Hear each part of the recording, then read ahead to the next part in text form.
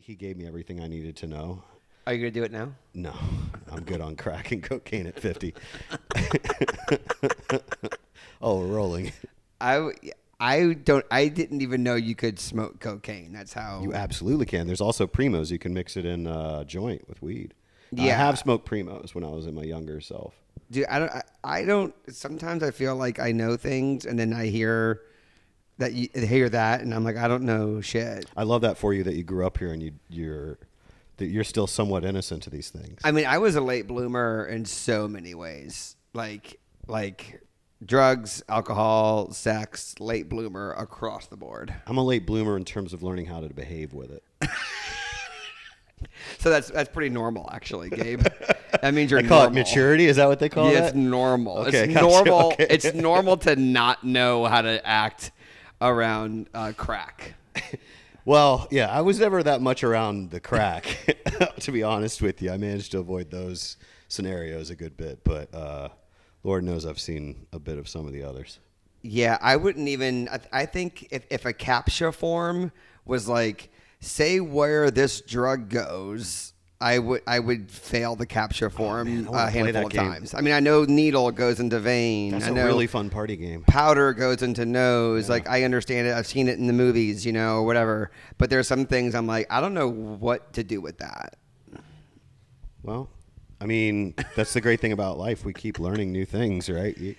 You never know. When you're 60, you might be like, all right, boofing. Let's really figure this out. I think that phrase normally applies to, like life lessons and like being Boofing? stoic. No, like you learn as you never stop learning. I don't think it's you learn how to do new things to screw your life up.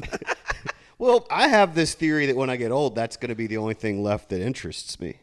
Oh, yeah? Is just going. Have you ever, kind of like, you ever seen the It's Always Sunny in Philadelphia when Frank just goes off the deep end and they have to stage an intervention for him? I believe you.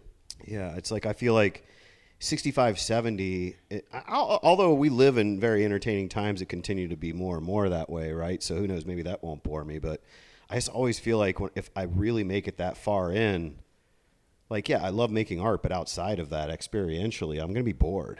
Yeah.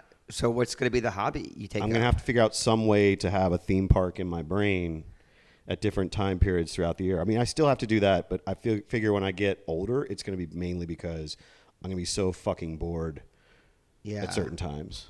I want to just be an eccentric old man walking around the French Quarter just in circles over and over and over and over again. We talked about the old folks home. Maybe we'll be there together. There we go. Doing this in the old folks' home. Oh, man. Except what a run. you don't need microphones. It'll just. Oh, we're going to have weird. Yeah. Yeah. I'm gonna get the chip installed in my Steve's frontal gonna be lobe. floating. He's going to be flying on a platform. Yeah. that Producer has, Steve is gonna be hovering over. holographic controls. Yeah, for sure. Yeah. For sure. Sick. Well, All right, let's go and get that on the schedule for October 9th, 2062. 40 years from now. let's go, baby. Hell Yes Fest will still be around then, too.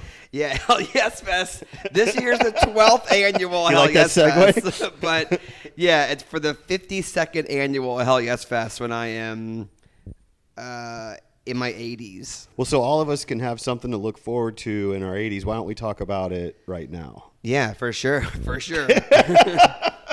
Yeah, so this is Hell Yes Fest week. It is the biggest week of the comedy year for me, the biggest week of the comedy year for New Orleans. It's the 12th annual. It's been around for a very long time. We skipped a year, obviously, because of COVID. But so it's been around for a while, but this is the 12th annual, and it is happening this week, Gabe. Cool. Yeah. It's exciting. And for the first time, it's all happening in the French Quarter. Has it grown in terms of, how has it evolved over the years, would you say? So I laugh when people ask me that because this is a good and a bad thing. I choose good, but I can see how someone would frame it as bad. It has never been the same festival twice. Like, I have tried new things every single time. Like, there was the early years where it was like, shoestring budget, like tying things together. Then there was the years where thought I got it all figured out, and it was like it got really popular, and so I expanded it really big one year, probably too big. Then there was the year that I had investors come on board and really blew it out, where it was like Sarah Silverman at the Sanger Theater. Sick. So we went from like my local show and like a regional show with people who have beards at the Hi-Ho Lounge to Sarah Silverman at the Sanger. So like there was a year where it just blew up. There was the year where it was all in the CBD, the year where it was all on St. Claude Avenue. And this year, the evolution is that it is all in the French Quarter. Cool. Nice. How many venues? 5 venues. What are those venues? Okay, so the rhythm. So one of the things I'm really good at that I really enjoy doing, I'm very like pattern based and thematic with my booking and scheduling. Again, we talked about pro wrestling a lot. A lot of this comes from like my pro wrestling background and fascination. So the rhythm this year is every night there's an early show at Gallery 2, a tiny art gallery over on Dumaine, 513 Dumaine. Oh, cool! Right over there. I didn't know about that. Yeah, it's pretty small. I mean, we only fit like 25 people in there. Whoa! But it's a nice, small, intimate show. So every night starts off with an early show there. Then there's a big show at Toulouse Theater, which is like my home base now, where Open Mic from Hell happens on Sundays. And then there's a late show that rotates every night. So Toulouse Terrace is on Thursday, House of Blues on Friday, and Habana Outpost on Saturday. Nice. And we close out the whole thing with the Open Mic from Hell on Sunday. And I noticed that you also have, correct me if I'm wrong, one of the events is a strictly ladies only comedy night. Yeah, so there's a ladies only show. It's called Hell Hath No Fury. There's an all queer show. It's the Hell Yas Fest. Awesome. And we do that every year. So it's like really the festival is like a series of smaller thematic shows that are all clustered together. Cool. Which has been really fun. Now, I imagine that this is featuring a number of like regional and local comedians. Do you also have folks coming from out of town for this? Yeah, so we are a submission festival. So I resisted that for a very long time. I'm curious what the art world version of this is, by the way. But usually comedy festivals, they get their funding from, well, if they're lucky, they'll get their funding from the city. Or maybe they have connections to sponsors that give cash. Yeah, we're in a weird space with our budget right now. Yeah, usually the sponsors, though, are just giving a ton of product. So you'll see like, oh, it's presented by insert company here. And you would think they wrote them a check for $10,000, but like oftentimes they're like, no, we just gave you a. So here's cases of our product. Right. Yeah. Which is cool. I mean, that's helpful, Totally. but it's not the same, right? Yep. So the way that most of these festivals exist is through taking submissions. But then that's a whole nother can of worms because it can be shady. And so I resisted this for a very long time. I prided myself on Hell Yes Fest being one of the only festivals that did not take submissions. Yeah. Which I know that you have a similar thing with. Yeah, I can't. Yeah. So like once you tell people like doors are open, anyone can ask to be a part of this, and here's the link. It don't matter even if you do say that; they're still going to show up. Sure.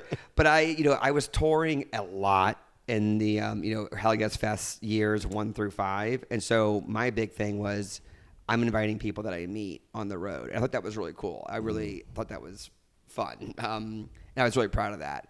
But then as sponsorship money started to dry up a little bit, just organically, or to be fair, maybe I just lost my zest for going out and getting it. Probably a combination of all these things, honestly. And I kept getting people saying like, dude, you would make like you would cover all your expenses if you just opened up for submissions, because there was no other comedy festival happening in New Orleans at the time. So I opened it up for submissions and was blown away by how many people wanted to be at the festival. Cool. And everything I heard was right. It's like it paid for everything. Nice. And I pay the comics who perform. A lot of festivals, they don't pay the comics. It's just about the experience. So my long-winded answer to your question is, yeah, I take submissions from out-of-town comics. And it's complicated, though, because I mean, I watch every video.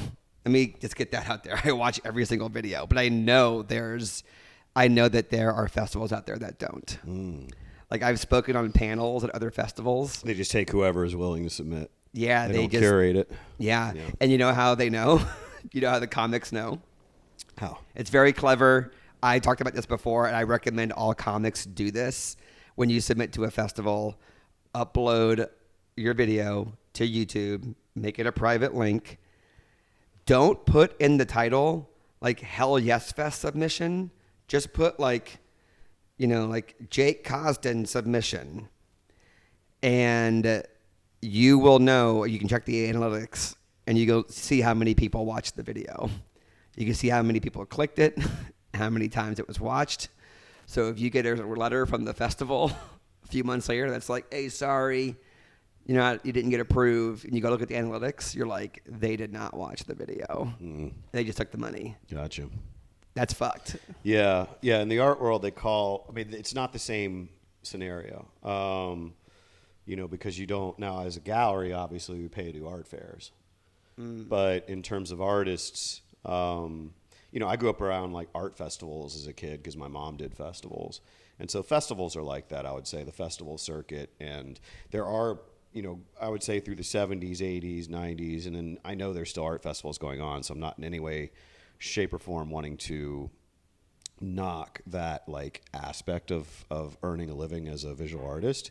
But art festivals require submissions, and you typically are going to pay for that. And those can be really cool, man, because I worked a bunch of them myself actually in the first few years of my career in Atlanta that did really well for me, led to really great collectors, all that stuff.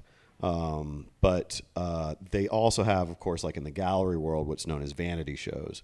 And you'll see those a lot where folks will like get a venue in like New York or Venice, Italy, or wherever the hell it is, and they'll send these emails out to artists, or they'll approach artists for them to be in what seems like it's a organized art show, but you're basically paying to be in this venue, and I don't know if pay-to-play shows like that exist as much as they used to. I still every once in a while will see artists talking about it on social media, like asking questions to see whether or not they should submit to this thing and how real it is or whatever, but that's not really something I would recommend to an artist if they're wanting to show in like galleries, Yeah, that's so fascinating because there's a big stigma for pay to play in the comedy world, but there's also like I'm somebody who, when I was really early in my career, I love the concept of a festival. I just love everyone who likes the same thing is all gathered, and there's usually the people who attend these festivals, kind of like what we're talking about on the NOLA by NOLA episode last time. It's like,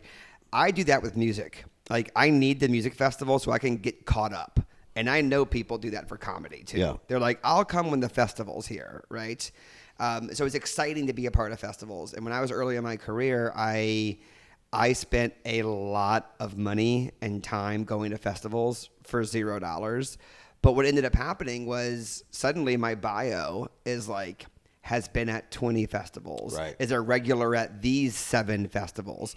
And then suddenly when those festivals started hiring people to teach workshops, because I was doing workshops, I've been doing workshops for a long time. It's becoming more accepted now to learn comedy. For a while it wasn't. So when festivals started doing that, like I was first in line at a lot of them. So it started to pay off that I was like the festival guy.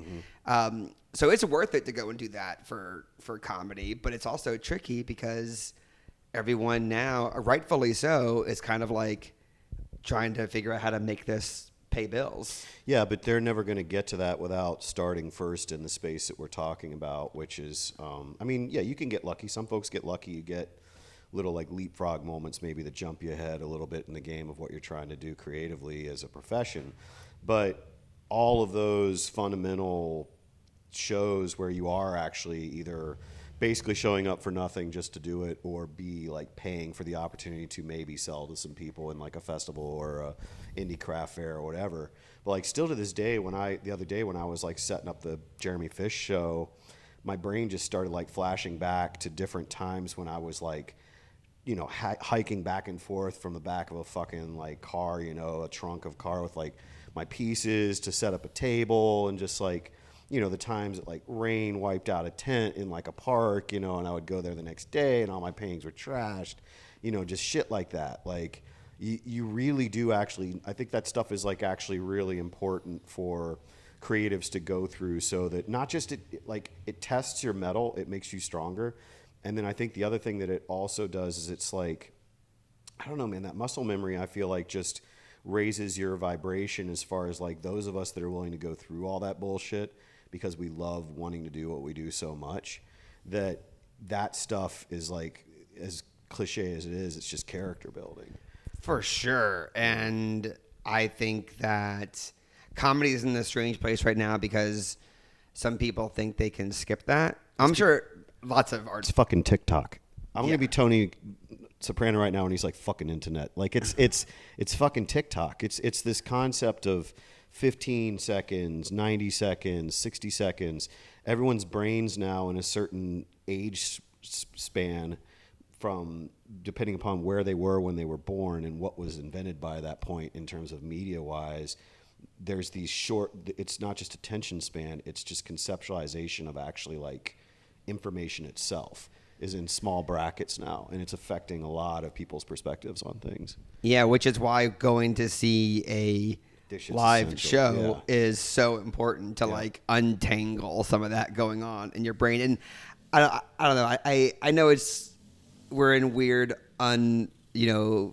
unfamiliar times, and it's strange, but I haven't really felt the dark side of that yet with my shows. Like, I don't know if it's coming. What is the dark side of that? Well, I just mean like people saying, why would I like hearing from someone's mouth, like, why would I go and buy a ticket to come and see a show when I can just watch stand up on my This stuff phone? has more value now than ever. Yeah, exactly. It's like it's the biggest zig while everything else is zagging. Right. Where it's like, I actually believe that we should continue doing this. I'm leaning more into it because I'm hoping that there's a payoff for it, not just a monetary payoff. That there's like a spiritual payoff I think as there well. absolutely is. I mean, you're creating. I think things are just becoming, in terms of like creativity, is becoming more specialized when you're talking about humans. Yeah. And when I say specialized, meaning there's only so many of us that are alive that have brains that operate in a certain way that are left. And I do think that some of the younger kids are actually capable of being really great artists.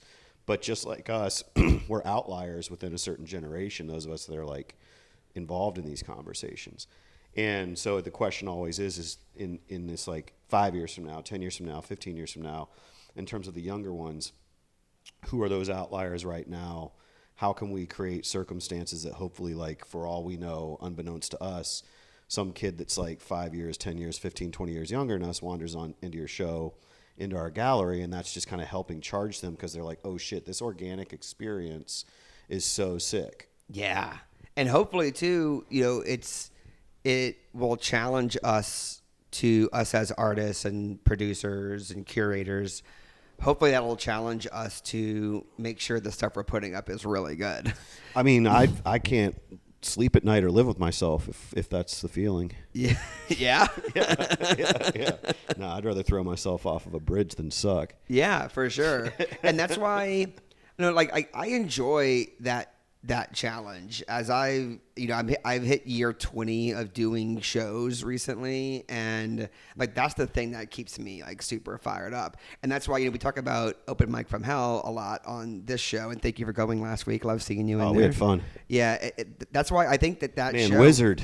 The Wizard, I know. What a guy. Yeah, we gotta get the Wizard on this podcast sometime. Lord, I don't know. I'm gonna have to put my dog in another house. Yes. I think if Wizard's on the property. But like that show to me is an opportunity to be like, it doesn't have like a stand-up show doesn't have to look the same exact way. And you're seeing that happen all over the country now. Like people are like, what if we did this instead? And I think that sometimes it works. A lot of times it doesn't. But we're out there trying, we're out there experimenting, and it's important. It's important to rewind a little bit. It's important that people come out and see shows at events like Hell Yes Fest, because I make it really easy for you.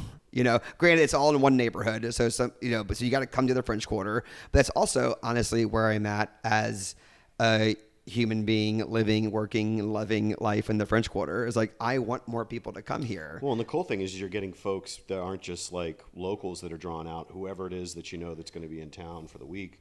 Hopefully some of those folks are being drawn into these shows too, that are visiting for whatever reason. For sure. They're here for this week. Yeah. And I'm excited about it because it's been on my to-do list. I have my notes app for the longest time. For years, I've had a French Quarter Comedy Festival on my notes, and I was thinking this whole time I would create a new brand and a new thing.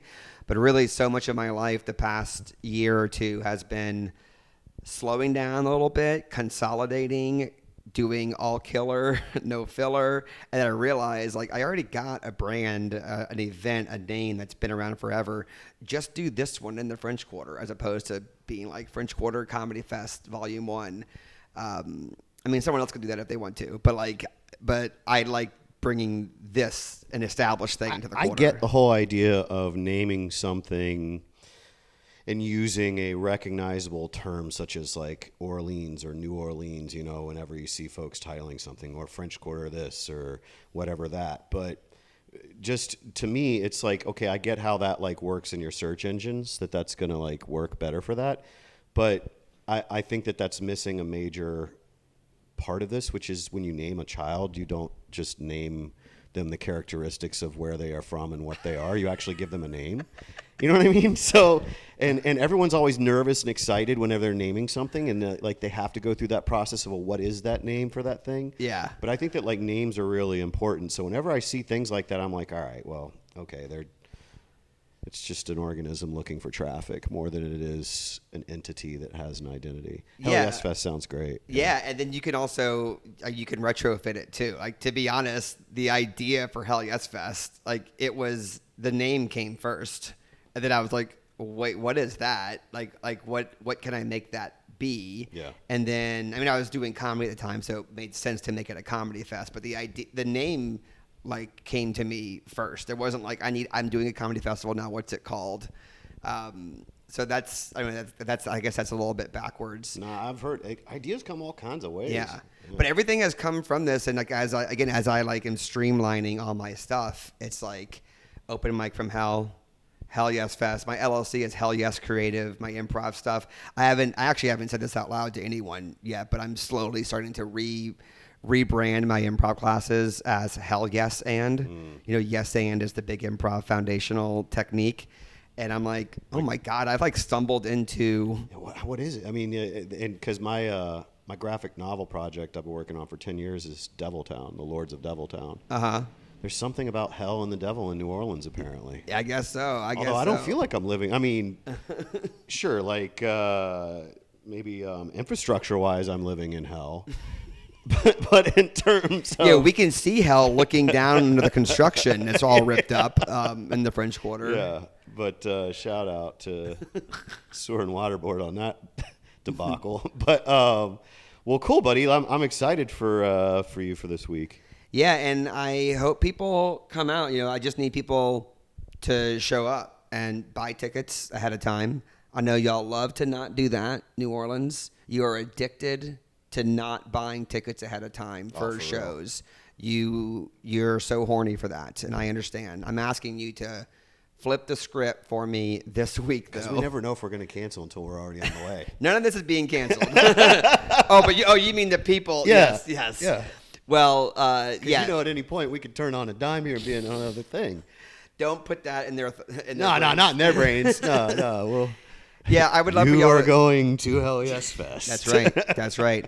But yeah, I mean, really pick any show. I gotta push the Toulouse Theater shows because that's the that new venue. home base for Open Mic from Hell, and I'm really, you know, they're giving me a lot of space this week, and so I need to put some people in there, and the best shows are at Toulouse Theater. But honestly, every comic coming in from out of town is good. They're all unique, very diverse, very unique perspectives, and everyone is doing at least one show somewhere else and one show at Toulouse Theater. Sick. So I hope you all come out and see those shows, and let's show, you know, it's important that we show these out-of-town comics that the New Orleans comedy scene is trending upward, right? And so Here's the other cool thing is after you have your successful week, this will be out here in the podcast and YouTube sphere. So maybe sometime around next year when someone's traveling and searching for, hey, where's some cool comedy shit to go to New Orleans? We already know you're going to be doing this for another 50-something years. Right. So Right. if this is like 6-8 months from now and you're watching this, guess what, bitch? You're here in October. You can be ready. Come see it. Come see it, whether it's next week or the next 50-something years in early October. Yeah, and if you're watching this in 50 years, log off the internet if you can. You might not be able to. You might not be allowed to, but log off if you can. And I gotta say too, this is year 12. Next year is year 13. So you got You're a big Taylor Swift fan. So something's going on. Are you going with, Taylor theme with that? Hell yes. Not Taylor theme, but 13 is it's a naughty number, yeah. a naughty number for a naughty It's a naughty number. yeah, it's a very sexy number. It is. Yeah. All right. Well, Gabe, thanks for chatting with me. Yeah, of course, buddy. Yeah, this was really helpful. Thank you all for tuning in to another episode of 2 Drink Minimum. We did a little home team takeover for this round because it is Hell Yes Fest time. You go to hellyesfest.com for the full show schedule. Buy tickets. Come and see us. And Gabe, anything you want to plug this week over at Mortal Machine? Yeah, I mean, we just dropped the episode with Jeremy Fish, who visited us from San Francisco and opened his show last Friday. So we've got Jeremy Fish, Sign of the Times, up right now, which is a really super great show.